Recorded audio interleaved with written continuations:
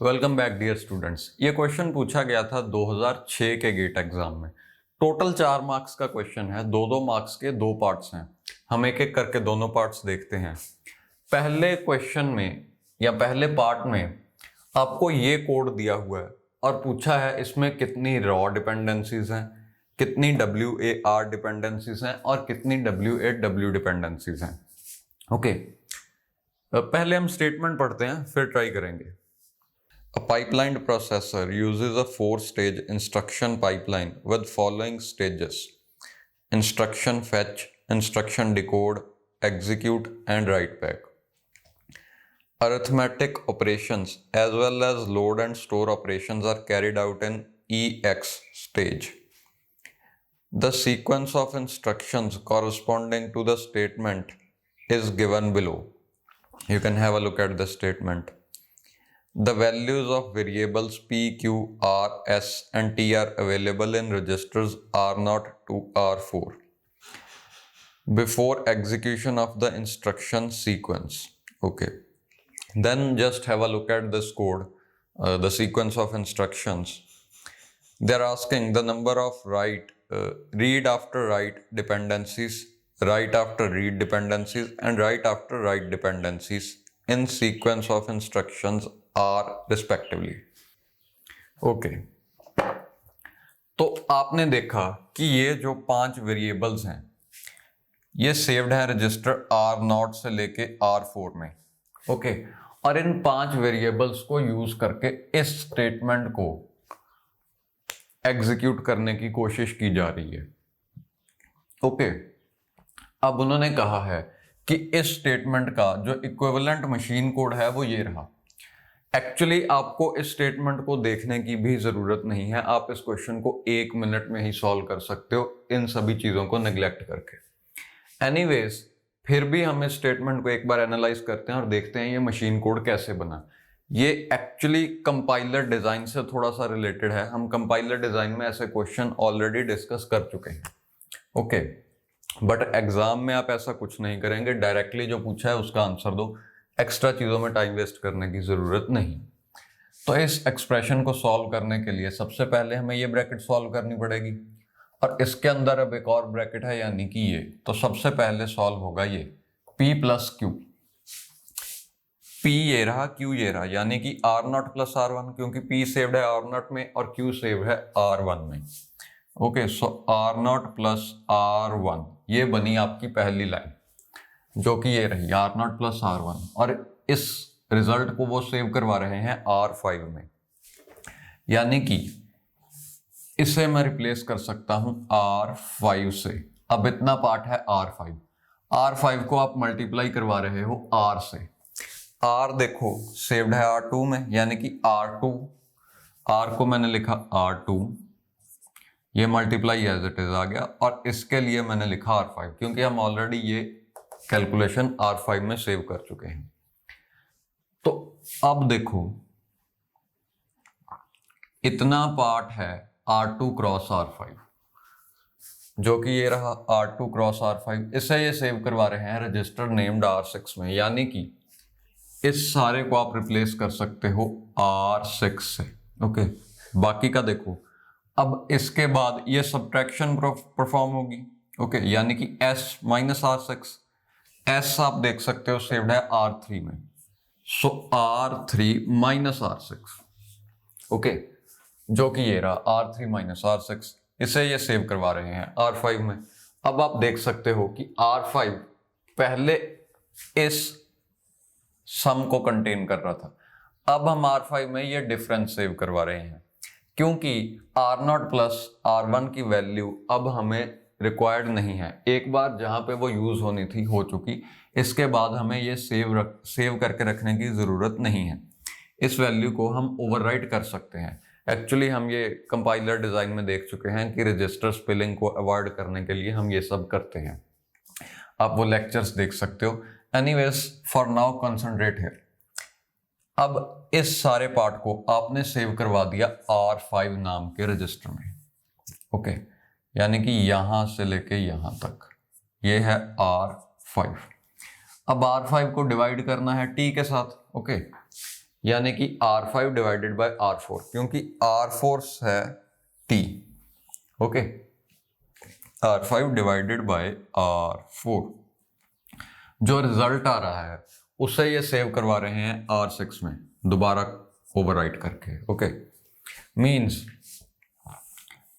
अब इस पूरी एक्सप्रेशन के RHS का रिजल्ट है R6 में, हमें वो रिजल्ट चाहिए X में। Okay, so you can see here कि यहां पे जो R6 है उसकी वैल्यू हम कॉपी करवा रहे हैं X में। Okay, so this is how this machine code is derived, or this expression is translated to in that machine code. Okay, अब यहां पे ढूंढते हैं कि डिपेंडेंसीज कितनी है। मैं एक बार इसी कोड को यहां पे कॉपी कर लेता हूं।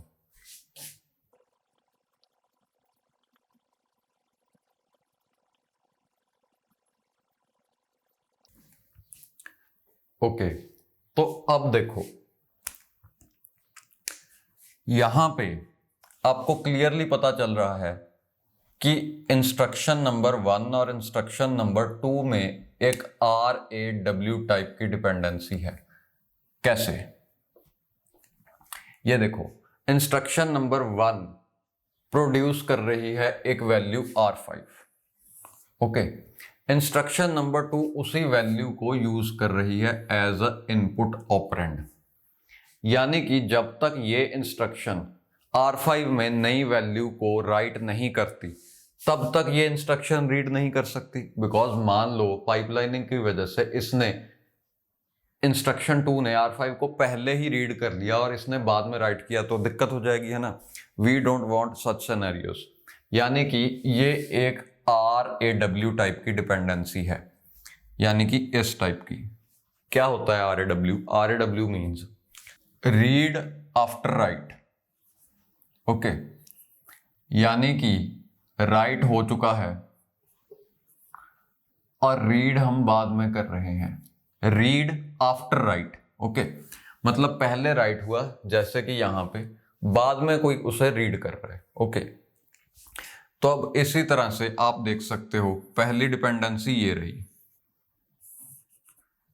और बाकी डिपेंडेंसीज भी मैं यहां पे हाईलाइट कर देता हूं।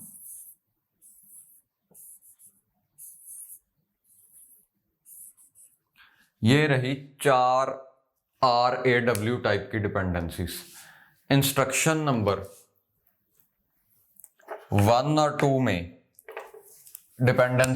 डिपेंडेंसी है R5 की वजह से। फिर इंस्ट्रक्शन नंबर 2 और 3 में डिपेंडेंसी है R6 की वजह से। फिर 3 और 4 में डिपेंडेंसी है R5 की वजह से। फिर इंस्ट्रक्शन नंबर 1, 2, 3, 4 और 5 में डिपेंडेंसी है R6 की वजह से। ओके, यानी कि अगर हम इस केस को देखें, अगर ये लास्ट इंस्ट्रक्शन पहले ही रीड कर ले R6 को, यानी कि यहां पे R6 राइट होने से पहले ही यहां पे रीड हो जाए तो दिक्कतें आ सकती हैं। ओके, यानी कि RAW टाइप की डिपेंडेंसीज हैं 4। ओके, तो अब आप ऑप्शंस देख के शायद कुछ पार्ट्स को रिजेक्ट कर सकते हो। कुछ ऑप्शंस को आप रिजेक्ट कर सकते हो। रादर मैं डिस्प्ले कर रहा हूं इमेज, आप देखो सभी को ही हम A, B और D तीनों को ही रिजेक्ट कर सकते हैं, बिकॉज RAW टाइप की 4 डिपेंडेंसी सिर्फ ऑप्शन C में गिवन है। So option C is your answer. But फिर भी हम यहाँ पे प्रैक्टिस करना चाहते हैं तो हम ढूंढेंगे कि ये दोनों भी कितनी है। ओके, अब आप देखो WAW टाइप की डिपेंडेंसीज, यानी कि राइट आफ्टर राइट, दोनों इंस्ट्रक्शंस राइट कर रही हैं। पहले तो राइट कर रहे हैं हम R5 में, यहां पे ढूंढो कहीं और R5 है। जी बिल्कुल, ये रहा। तो एक डिपेंडेंसी WAW की ये रही, दूसरी डिपेंडेंसी आपको दिख रही है R6 में है, WAW टाइप की ये रही। यानी कि WAW टाइप की 2 ही डिपेंडेंसीज हैं।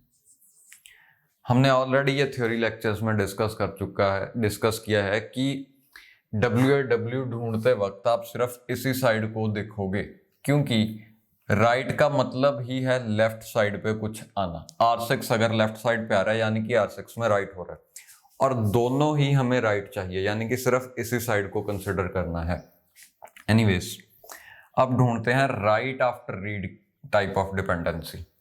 राइट आफ्टर रीड यानी कि अब रीड पहले हो रहा है, रीड पहले हो रहा है, first step is read, second one is right. Okay, तो उस टाइप की डिपेंडेंसीज कितनी है? Let's try to find those.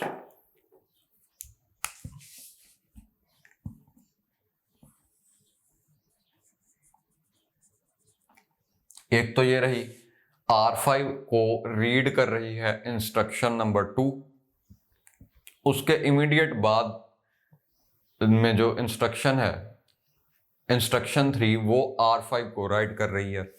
Parallelly एक डिपेंडेंसी मुझे यहां भी दिख रही है, R6 को इंस्ट्रक्शन नंबर 3 रीड कर रही है और इंस्ट्रक्शन नंबर 4 राइट कर रही है, यानी कि ये ही दो डिपेंडेंसीज हैं और कोई डिपेंडेंसी नहीं है, या आई गेस दो ही हैं। तो आपका आंसर आया 4 2 2। ओके, ऑप्शन ए का आंसर ये रहा, सॉरी ए पार्ट का आंसर ये रहा। अब हम देखते हैं इस क्वेश्चन का बी पार्ट। मैं एक बार स्टेटमेंट पढ़ता हूं पहले। If IF, ID and WB stages take 1 clock cycle each, the EX stage takes 1 clock cycle each for add, sub and store operations and 3 clock cycles for each multiply and divide operations. Operand forwarding is used from EX to ID stage. The number of clock cycles required to complete the sequence of instructions is. Okay, तो आपको given है कि execute phase में कुछ type of instructions को 3 clocks भी लग रही हैं, यानी कि एग्जीक्यूट में मल्टीप्लाई और डिवाइड को 3 क्लॉक्स लग रही हैं, बाकी हर जगह एक एक क्लॉक चाहिए। और दूसरी बात जो आपको गिवन है वो है ऑपरेंड फॉरवर्डिंग। पहले मैं एक बार बोर्ड इरेज कर लूं, then we will discuss the solution.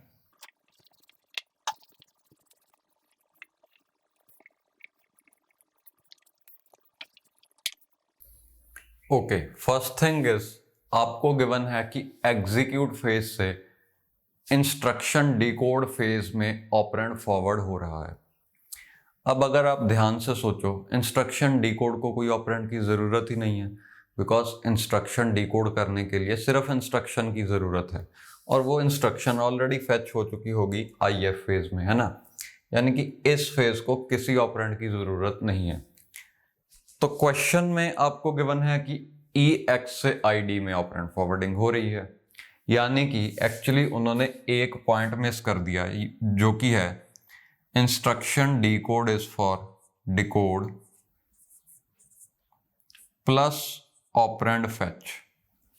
मतलब कि सेकंड स्टेज ऑफ पाइपलाइन में डिकोड तो हो ही रहा है, उसके साथ साथ ऑपरेंड्स भी यहीं पे फेच हो रहे हैं। ये आप गेस कर सकते हो स्टेटमेंट से, बिकॉज ऑपरेंड फॉरवर्डिंग गिवन है कि EX से ID में हो रही है, और ऑपरेंड फॉरवर्डिंग होने का मतलब यहाँ पे ऑपरेंड्स फेच जरूर हो रहे होंगे, और तो कोई लॉजिक बन नहीं रहा। Okay, anyways now let's try to solve this question, यानी कि देखते हैं कि टोटल कितनी क्लॉक्स लगेंगी।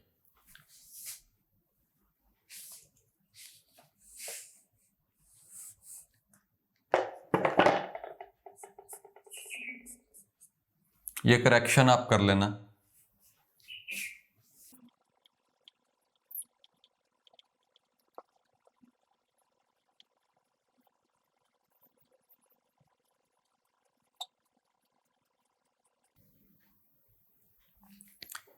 तो जो इंस्ट्रक्शन नंबर 1 है, यानी कि ये वाली इंस्ट्रक्शन, पहली बात तो इसमें एडिशन परफॉर्म हो रही है, यानी कि एग्जीक्यूट को एक ही क्लॉक साइकिल लगेगा। क्वेश्चन में गिवन है कि एग्जीक्यूट को 3 क्लॉक साइकिल्स चाहिए सिर्फ मल्टीप्लाई और डिवाइड के लिए, तो प्लस में तो इससे एक ही क्लॉक साइकिल लगेगा। और दूसरी बात, ये क्योंकि पहली इंस्ट्रक्शन है तो ये किसी पर डिपेंडेंट नहीं है, पिछली कोई भी इंस्ट्रक्शन की वेट करने की जरूरत नहीं है, यानी कि हम चारों फेजेस को एक एक क्लॉक साइकिल में एग्जीक्यूट करवा देंगे, यानी कि 1 2 3 4 क्लॉक साइकिल में पहली इंस्ट्रक्शन I1 कंप्लीट हो चुकी होगी। अब देखते हैं I2। I2 को आप यहां पे फेच करवा लो। ओके, अब बात I decode and operand fetch. Operand fetch तभी होगा जब पिछली इंस्ट्रक्शन राइट कर चुकी होगी, यानी कि R5 इसे फेच करना है और यहां पे R5 ही राइट हो रहा है। ओके, मतलब कि जब तक instruction number I1 right back नहीं परफॉर्म करती तब तक ये ID फेज को एग्जीक्यूट नहीं कर पाएगी, बिकॉज ID में ही ऑपरेंड फेच हो रहा है। ओके, यानी कि नॉर्मली क्या होना चाहिए था, ID आना था यहां पे, जिसे आप ऑपरेंड फेच भी मान सकते हो। यहां पे था ID, फिर आना था एग्जीक्यूट, फिर आना था राइट बैक। और बाय द वे क्योंकि ये मल्टीप्लाई है तो एग्जीक्यूट भी 3 बार आएगा, यानी कि execute execute execute right back. Okay, normally ऐसा होना था, बट अब क्योंकि हम ऑपरेंड फॉरवर्डिंग यूज कर रहे हैं तो इस केस में क्या होगा, हम कुछ स्टॉल्स सेव करवा लेंगे, यानी कि अभी तो यहां पे 2 स्टॉल्स हो रही हैं, ये 2 साइकिल्स खाली जा रहे हैं।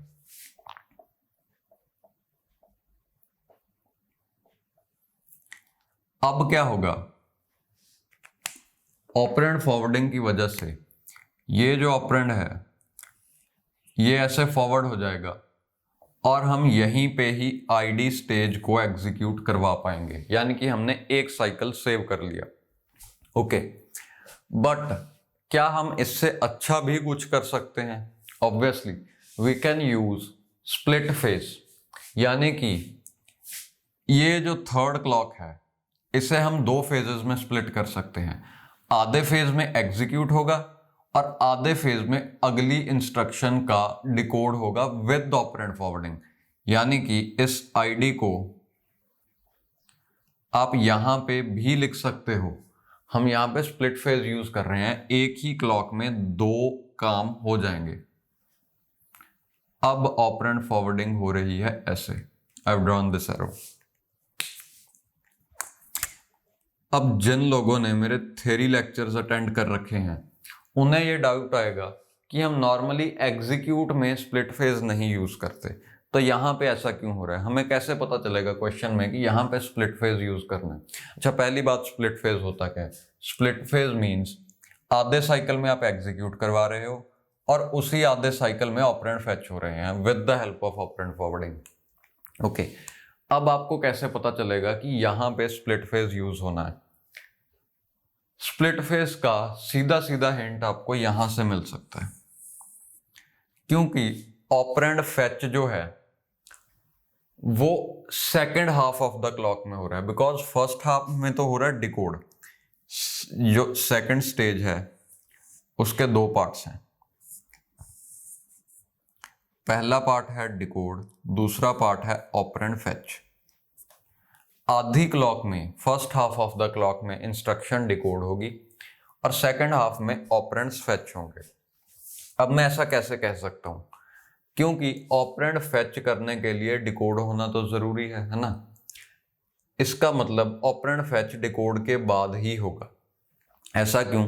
क्योंकि डिकोड करने पे ही आपको पता चलेगा ऑपरेंड्स हैं कितने, ये इंस्ट्रक्शन किस टाइप की है, कौन सा एड्रेसिंग मोड यूज हो रहा है, and so on. We have discussed all of that stuff. Okay, अब क्योंकि यहाँ पे आधा आधा साइकिल यूज हो रहा है और स्प्लिट फेज में भी कुछ ऐसा ही है, तो इसी डिकोड के दौरान पिछली इंस्ट्रक्शन EX को यूज कर लेगी और यहां से ऑपरेंड ऑपरेंड फॉरवर्ड हो जाएंगे OF फेज में। ओके, तो ये एक हिंट है कि यहां पे स्प्लिट फेज क्यों यूज होगा। देन यू सी ID के बाद है एग्जीक्यूट और राइट बैक फेज, तो एग्जीक्यूट यहां पे आएगा 3 बारी और राइट बैक एनीवेज सभी इंस्ट्रक्शंस को एक ही बारी करना है। एग्जीक्यूट 3 बार इसलिए आया क्योंकि ये है multiply instruction. Now let's see the third instruction I3। हमने इंस्ट्रक्शन फेच एग्जीक्यूट किया, उसके बाद इस पॉइंट पे जाके यानी कि यहां पे एग्जीक्यूट कंप्लीटली होने के बाद ही हमें ये वैल्यू अवेलेबल होगी। ये जो है R6, इस मल्टीप्लिकेशन को पूरा परफॉर्म करने के बाद ही R6 कैलकुलेट होगा, यानी कि ऑपरेंड फॉरवर्ड होंगे तो यहां से होंगे ऐसे, ओके। क्योंकि 3 बारी एग्जीक्यूट साइकिल परफॉर्म करवाने से ही हमें पता चलेगा कि R6 है क्या, ओके। तो R6 पूरा कैलकुलेट होने के बाद ही फॉरवर्ड होगा, यानी कि यहां पे आएगा ID और ये 2 क्लॉक साइकिल्स हो जाएंगे वेस्ट। थर्ड इंस्ट्रक्शन को इन 2 क्लॉक साइकिल्स में स्टॉल करना पड़ेगा। The word is stall. अब ID के बाद क्योंकि ये एक मल्टीप्लाई या डिवाइड इंस्ट्रक्शन नहीं है तो एग्जीक्यूट एक ही बार होगा और एक बार हो जाएगा right back. Now let's see instruction number I4। I4 में आपने फेच किया और यहां पे जाके इस जगह पे जाके ऑपरेंड अवेलेबल होगा, ओके। यहां पे जाके बिकॉज ये जो R5 है जो I3 जनरेट कर रही है वही R5 I4 ने यूज करना है, तो I3 इस जगह पे वो वैल्यू जनरेट कर रही है क्योंकि यहां पे एग्जीक्यूशन कंप्लीट हो रही है, तो यहीं से आपने फॉरवर्ड कर दिया ID में, EX to ID। अब नेक्स्ट आप देखो, इसे भी 3 एग्जीक्यूट फेजेस की जरूरत पड़ेगी क्योंकि ये एक डिवाइड इंस्ट्रक्शन है, यानी कि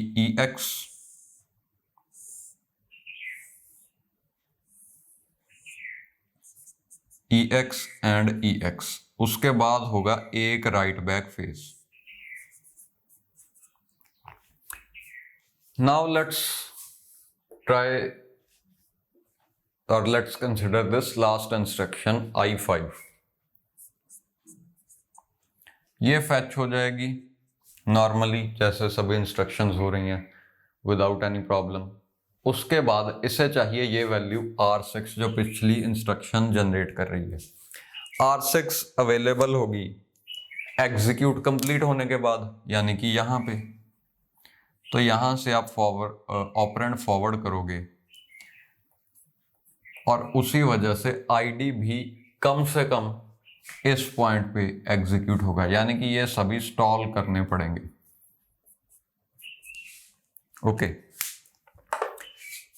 अब आप देखो ये स्टोर इंस्ट्रक्शन है, यानी कि यहां पे भी एग्जीक्यूट को एक ही क्लॉक साइकिल लगेगा, तो सिंपली EX एंड WB।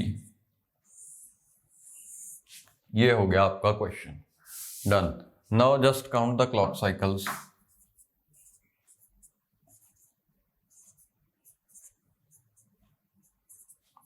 12, तो टोटल 12 क्लॉक साइकिल्स लगे और ये रहा उसका सोल्यूशन, यानी कि 12 क्लॉक साइकिल्स कहां कहां लगे। अब एक बात आप नोट करो, यहां पे हमने स्प्लिट फेज यूज किया है। बाई चांस अगर आप स्प्लिट फेज यूज ना करते तो ये EX से ऑपरेंड जो फॉरवर्ड होना था,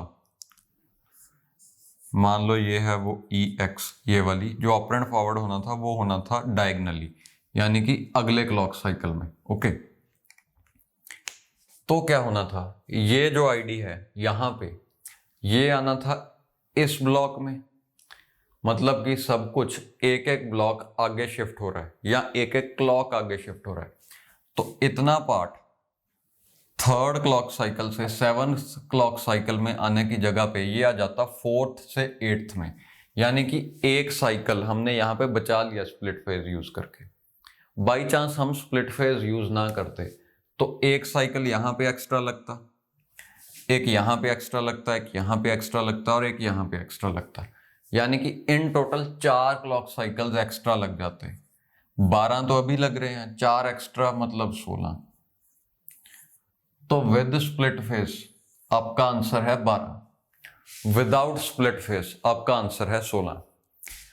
और क्वेश्चन में, ऑप्शंस में आपको 12 और 16 दोनों ही गिवन है, तो आपको थोड़ा सा दिमाग यूज करना है कि इसका आंसर होना चाहिए 12। ओके, इसका आंसर 16 नहीं है, 12 है। और बाई चांस आपने ये पॉइंट मिस कर दिया, एक्चुअली उनकी भी थोड़ी सी गलती है, उन्होंने ये ऑपरेंड फैच कहीं पे स्पेसिफाई नहीं किया, उन्होंने बताया नहीं कि ऑपरेंड फैच हो के स्टेज में रहे हैं। वो आपको खुद ही थोड़ा सा दिमाग लगाना पड़ेगा ऐसे केसेस में जहां पे उन्होंने कुछ मेंशन नहीं किया। एनीवेज, इसका हिंट तो गिवन है कि EX से ID में ऑपरेंड फॉरवर्डिंग हो रही है। अगर ये दिया होता तो ये क्वेश्चन बहुत अच्छा क्वेश्चन होना था। ओके, एनीवेज आपका आंसर आ गया 12, 16 गलत है अकॉर्डिंग टू मी।